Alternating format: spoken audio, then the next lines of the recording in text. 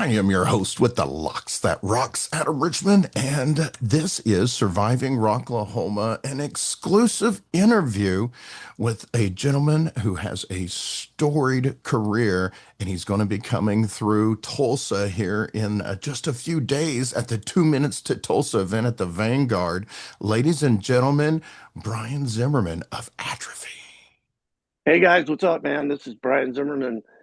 Glad to be here. Brian, I know you have a lot going on this week, and it's always, and it's always crazy anyway in the week or Yeah, two leading up to an event. Thank you so much for sitting down with us and taking a couple of moments. I know you're pretty stoked about coming back to Oklahoma. absolutely. I am very No, much so.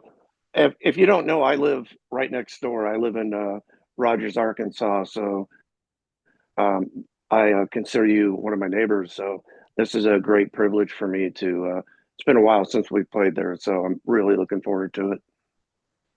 and with you speaking that, you're living in Arkansas and your bandmates living, I know a couple of them live in Arizona, if I'm correct. How was the recording process and what challenges did you have working on new material given Ooh, the geographical divide?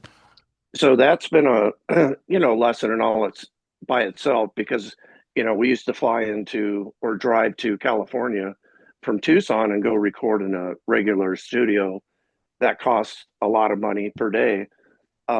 So now it's quite different, and we've each one of us have had to learn what a DAW is and an interface and getting set up at home so you can record.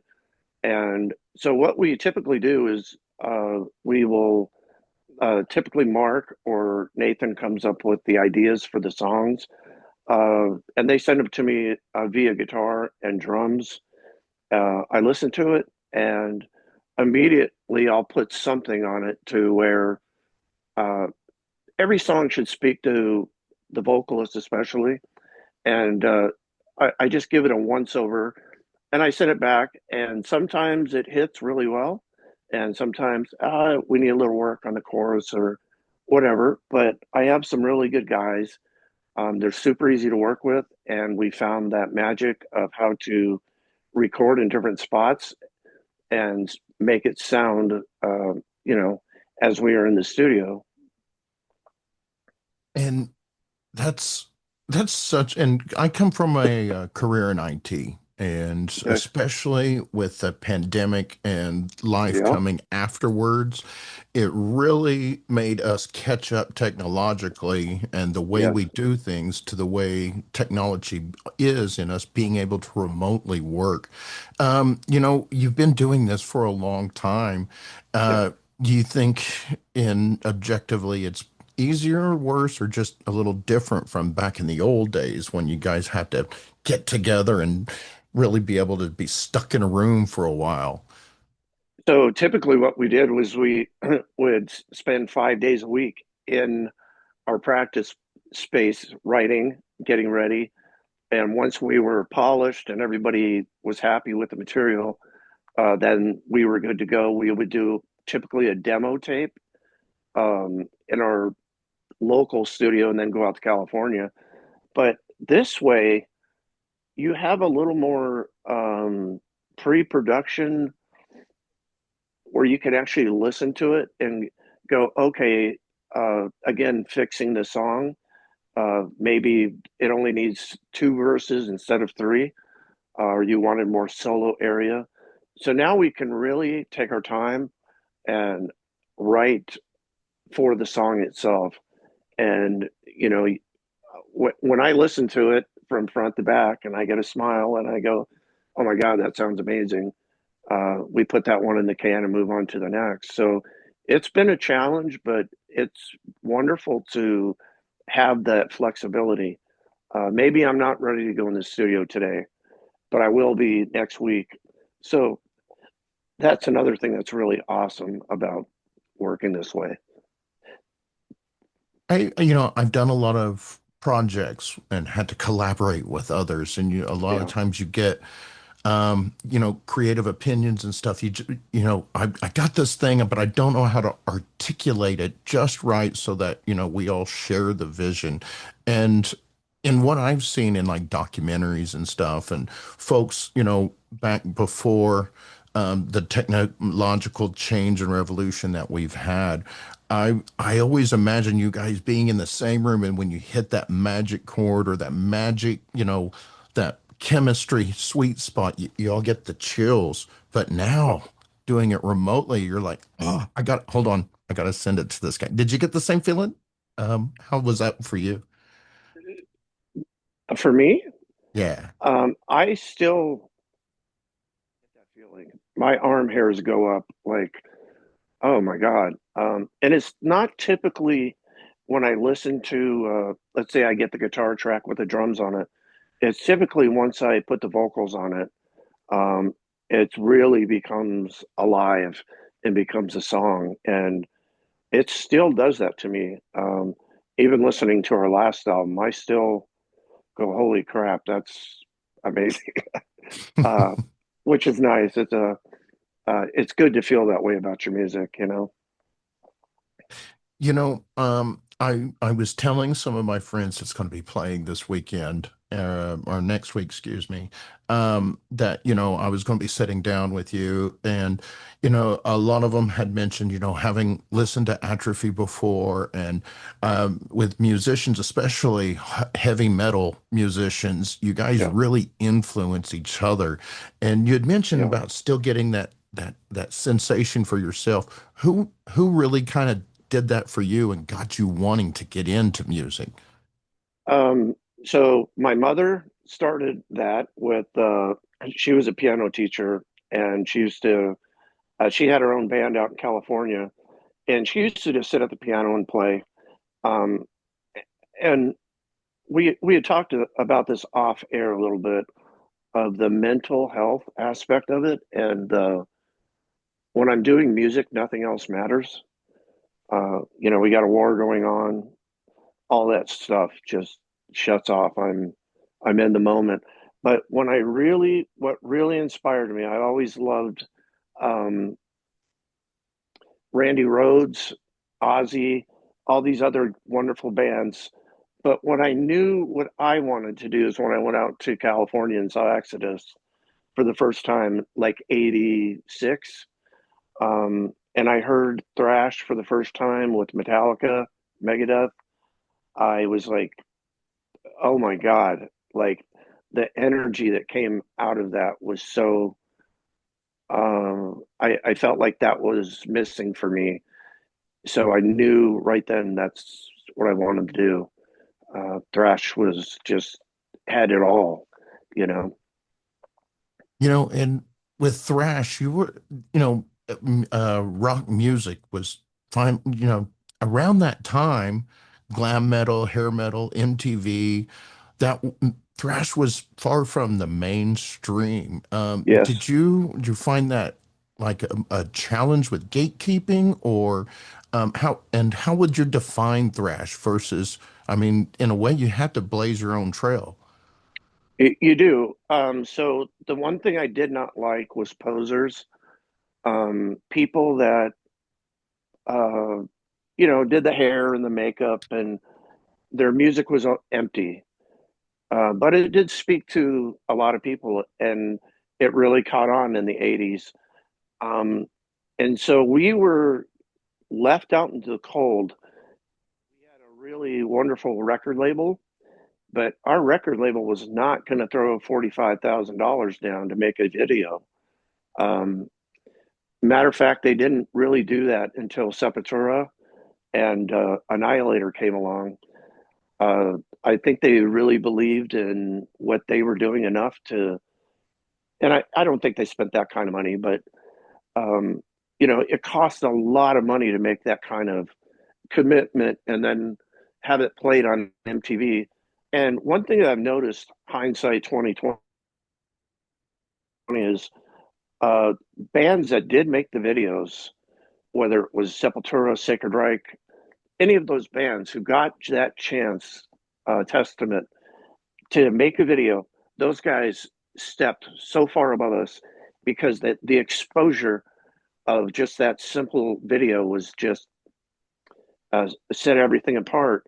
And yes, I've always felt we've always been blazing our own trail.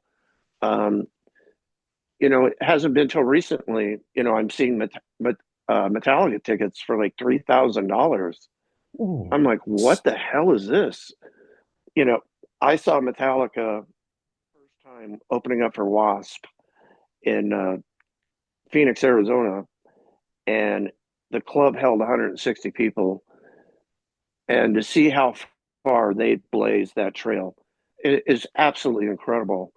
Um, so I will never disrespect them because I thank them for Megadeth, but still, uh, the ones left behind who didn't get the video and all that stuff, we're still blazing. We're still blazing that trail.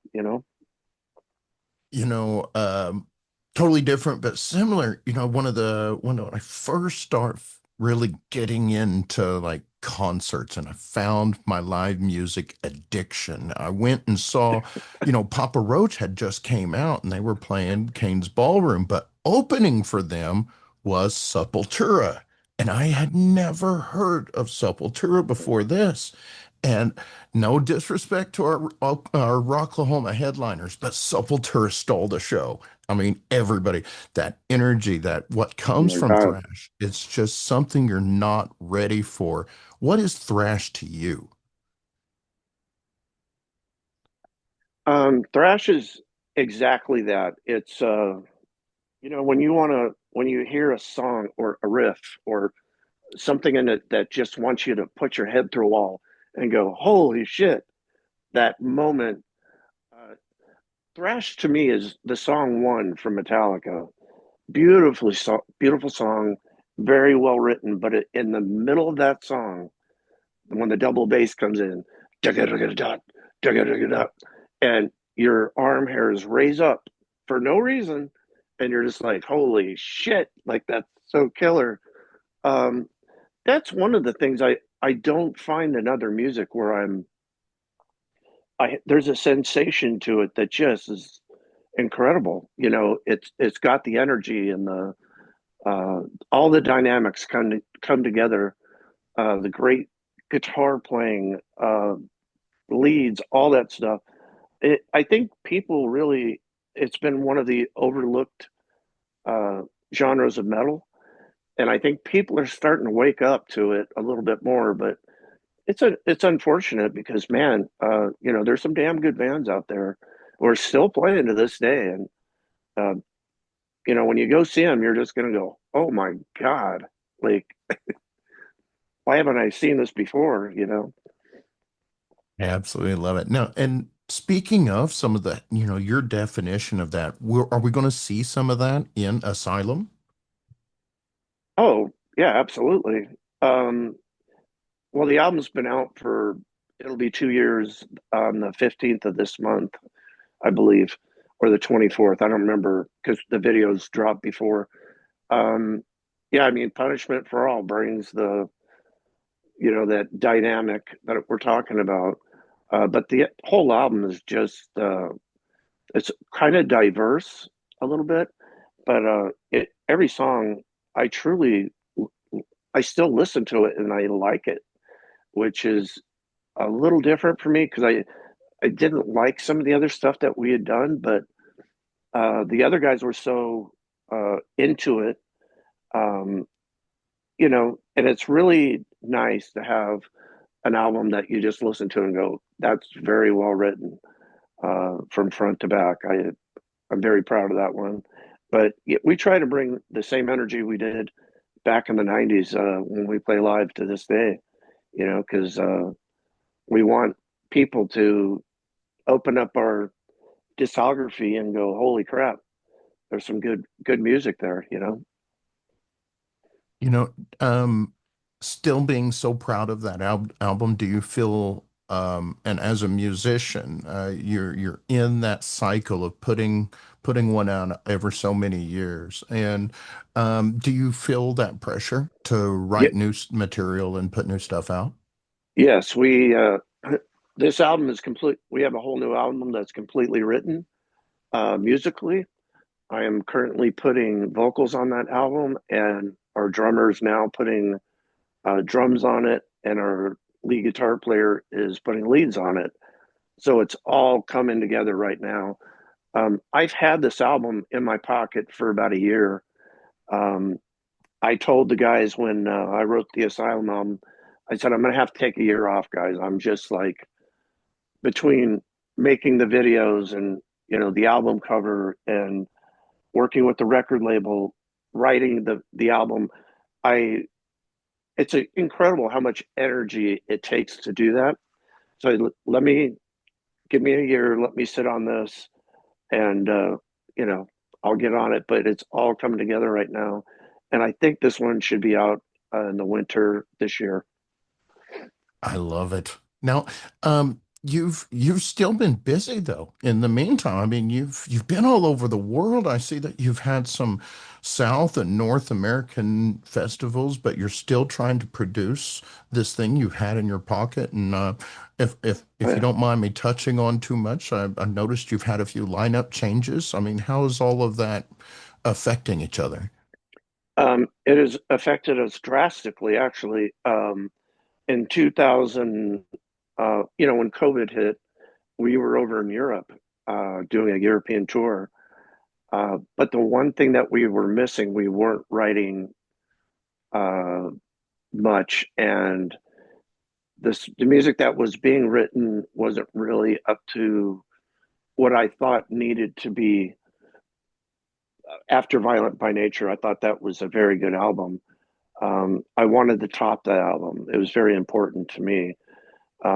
And so, yes, we did change some of the guys there, and we came back. We got a new drummer from Phoenix, and unfortunately, it just didn't work out. But you know, we were booking stuff in the meantime, and then we found another drummer. He was great, really, really good drummer, and he has two little kids at home. And before he came into the band, I said, "Dude," I said, "that's it's going to be tough." And he said, "Oh yeah, no problem." So we lost him. So in between those spots, you have to realize you got to get him up to speed. So you can't do shows. So we found our last drummer just over a year ago, and he's not going anywhere. So he's gonna finish this album with us and continue on. He's got a good job where he can he doesn't have the whole family life. He can do it when he needs to leave. But yeah, we've tried to do touring as much as possible and keep writing. So yeah, it's been a bit of a challenge. I respect that, especially I mean, in just the last 5 years alone, I speak for myself, but I know I speak for many that, Yes. pandemic or no, I mean, the last 5 years have been a tumultuous, to say the least, in every way. But I do have a fun fact, and this is pretty awesome. I like to meet record holders any time I can, but my understanding is that after Atrophy was the first metal band to play in the Czech because you were on tour opening for Coroner. Oh, we were over there with Sacred Reich on that tour, Oh, Sacred and Reich. Okay. so you have to remember in 1990, the Berlin Wall had just fallen. In fact, we were one of the first bands over in East Germany um, because that was off limits. So you can imagine the people, the feeling, and it was just a time in history where it was incredible. But yeah, I mean, people they were secretly trading tapes. We had no idea if it was going to go off or not over in the Eastern Bloc, but uh, they were just being recently liberated, and it was pretty amazing, I have to say. Gosh. Those Europeans, man, they know how to freaking rock too. I mean, this predates like Rammstein and the big metal, I mean, if that stuff wouldn't have happened, we wouldn't have these bands. That's Yeah, insane. yes, they're ravenous for music, and it's kind of a way of life for them. And I see the difference between what was the 90s, 89, 90, and now in America. America's really fallen off, and they're wanting to go out and enjoy live music. And, there's still crowds, but, they're not sold out houses. And I heard something very telling from the Exodus. Gary Holt said, it's, uh, it's much different now. They may play for 300 people, where they were playing for 3,000 before. So, it's changing because digital music, it videos on TV. Everybody gets to make a video now. It's easy and cheap. So, That also that kind of brings a bit to mind for me because in these times it changed with the digital age. It is that trade-off. Everything's instantaneous, but yeah, also anybody can create. Anybody with an idea, it's a lot easier to manifest something rather than, and I know there's a lot of mixed result feelings, yeah, and obviously we all hate AI to some degree, but yes. do you find that it thrash and the genre is going to survive and that we will, as humans, will still be able to put the heart into it? Because I mean, thrash is just something else. It is. I'm a YouTube guy. I love YouTube. I watch a lot of it. I watched a guy make a thrash song uh, from AI, and I was blown away. I'm going to be 100% honest, but it was missing something. You it was almost like Megadeth, but perfect leads with, I don't know. And the singer was amazing. Um, and then a friend of mine, I think a week ago, uh, said, "Hey, I just wrote this song," and he sends it to me, and he asked me if I would re-sing it for him because he wanted live musicians, and I listened to it and I said, "Well, what's wrong with that singer? He's good, you know." He said, "Well, it's an AI song." And I'm like, oh, I just felt kind of sick to my stomach. Catfished. Like, we're all being catfished now, whether it's in our politics, it's in our music now, it's poisoning humanity as we speak, and then we have to pay for the data centers. It's something that I don't think we want, and we don't, sure the hell don't need. It does have its place in business. And I'm going to be honest, I have used it if I'm stumped on I come up with a subject, but I can't, it's just not working for me. Where it comes in for me is it'll get my brain to unlock and go, oh, I didn't think of it that way.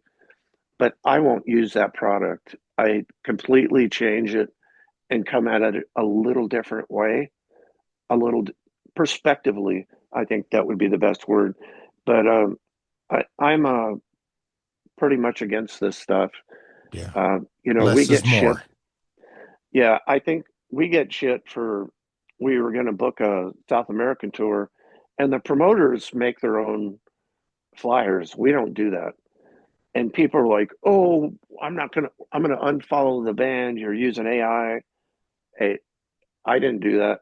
I wouldn't do that. I think it demeans music. I think it demeans. I'm also an artist. Um, I've always done art. Um, and I think it just takes, when are we going to start using our brains instead of not using them and just being lazy? And creating is something very special. And I'll be very sad if that happens. Well, and that's why we need you guys who was here before the revolution so that you can Yeah, babysit us and show us that, the lazy way isn't always the right way. Because in this life, especially in the music industry, the grind is what separates the men from the boys. Now, truly. um, before I wrap things up with us tonight, what is next for Atrophy? What's up next is we're going to finish this album. Uh, we have a bunch of dates booked this year, mainly in America, um, due to the politics stuff that's going on and some of the wars that have started. Um, it's just we haven't really focused much on the United States, so we're going to kind of focus on that and do some European stuff next year. Um, but I think we just need to really focus on this next album and get that out, and then everything opens up after that. New music, new opportunities, and just continue with the legacy that we've started. I like that and well said. And, before we close things out, I always like to give my guests an opportunity just to take a couple of minutes and directly look in the camera and acknowledge their fans, the people they're going to be seeing in a couple of weeks here at the Vanguard in Tulsa, the folks that are, you know, listening on you to all of the streaming services and who can't wait for that new album to come out. Brian, the stage is yours. Uh, Atrophy thanks everybody who buys our album, listens to our music, comes to the shows, buys a T-shirt, and we wouldn't be here because of you. And I want to say one other thing. Hey, let all these politics crap go. We all live in a beautiful country. I love our country. It's very important to me. Every time I come home, I kiss the ground I walk on. I thank the Lord that I was born here. And let's stick together and make a better place for all humanity.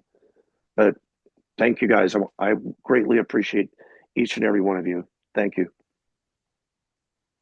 There's no better way to follow that up. Thank you so much, Brian, for You're welcome. making time for us. We look forward to seeing you here in a couple of weeks.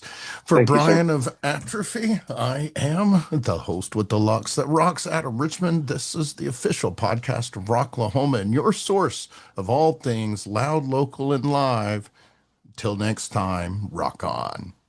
Peace.